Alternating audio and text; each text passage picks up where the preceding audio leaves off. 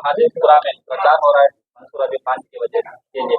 तो एक challenging constituency लग रही है बेंगलुरु सेंट्रल के लिए महादेवपुर कॉन्स्टिट्यूंसी। तो रिस्पॉन्स कैसा रहा है और क्या कहेंगे? जितना मुझे जानकारी है उस हिसाब से पूरे कर्नाटक के अंदर और पूरे राष्ट्र के अंदर आज लोग एक नई सरकार बनाना चाहते हैं, एक नई सूझ के साथ आगे बढ़ रहे हैं। मैं समझता हूं कि एक लोगों को पिछले 10 साल से पता चल गया है, सिर्फ जुमलेबाजी से, नारेबाजी से, मन की बात से सब हुकूमत चला नहीं सकते। ये जो पिछले 10 साल में जो गरीब और पैसे वालों के बीच में जो दरार था, जो रास्ता है, वो और बढ़ता गया।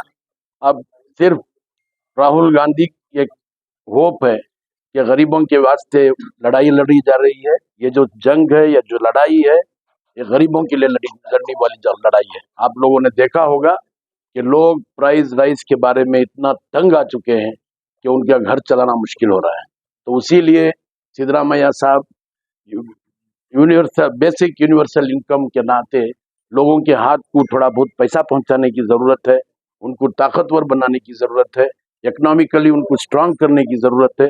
उसी लिए महीने को 2000 रुपया मतलब उनके पास पहुंचा रहे हैं।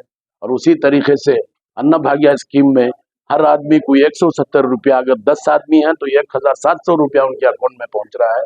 और ऐसे ही गृह ज्योति के 500 रुपया, 700 रुपया, 1000 रुपया जो इलेक्ट्रिक बिल का बिल आती थी, तो ये फैमिली में तकरीबन 4 से 5 हजार रुपया उन लोगों को फायदा हो रहा है।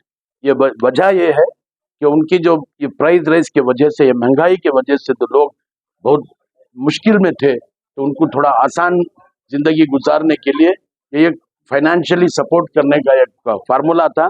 उस वजह से यूनिवर्सल बेसिक इनकम जो फॉरेन कंट्रीज में भी है, यूरोपियन कंट्रीज में भी है, उसी तरीके से ये मुहिम चलाई गई है। अब आने वाले दिनों में कांग्रेस की हुकूमत अगर कर्नाटक ऑल इंडिया में बनेगी तो तकरीबन 8000 रुपया एक साल देने का, मतलब एक महीने का 8000 रुपये देने का वादा किया गया है। और इंशाल्लाह इससे बहुत बड़ा फायदा होगा। बस मैं आप लोगों से अपील करता हूं कि यहाँ के हल्के के उम्मीदवार जनाब मंसूर अली खान, जो नौजवान है, पढ़े लिखे हैं और काफ़ी सियासत में तजुर्बा रखा गया है, तो उनको अगर जिताएंगे तो मैं समझता हूं कि बेंगलुरु सेंट्रल जो हमारी खोई हुई सीट है वो फिर बहाल होगी। देखिए, जो हमारी कैंपेनिंग चल रही है माशाल्लाह वो बेहतरीन कैंपेनिंग चल रही है। और जो भी अब तक हमने जहाँ पर भी जो भी कॉन्स्टिट्यूंसी में हमने कदम रखा है, वहाँ से लोगों की उम्मीदें कैंडिडेट से जुड़ी हुई हैं। क्योंकि जो 15 साल इन्होंने जो मौका दिया था बीजेपी के एमपी को, पीसी मोहन साहब को, उन्होंने कोई काम नहीं किया हुआ है और नज़र ही नहीं है आप सारे लोकसभा कॉन्स्टिट्यूंसी में। और उनका कुछ कंट्रीब्यूशन नहीं है, ये मैं नहीं कह रहा हूँ, लोग कह रहे हैं कि हमने देखा ही नहीं है एमपी को आज तक।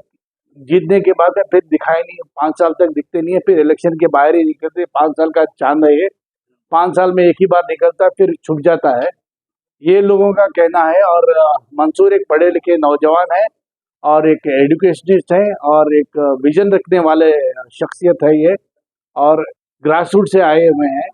लोगों की उम्मीद इससे ज़्यादा जुड़ी हुई है और मैं उम्मीद करता हूं कि इंशाल्लाह जीतेंगे। जीतने के बाद में आप बेंगलुरु सेंट्रल की आवाज़ पार्लियामेंट में वो बन के जाएंगे।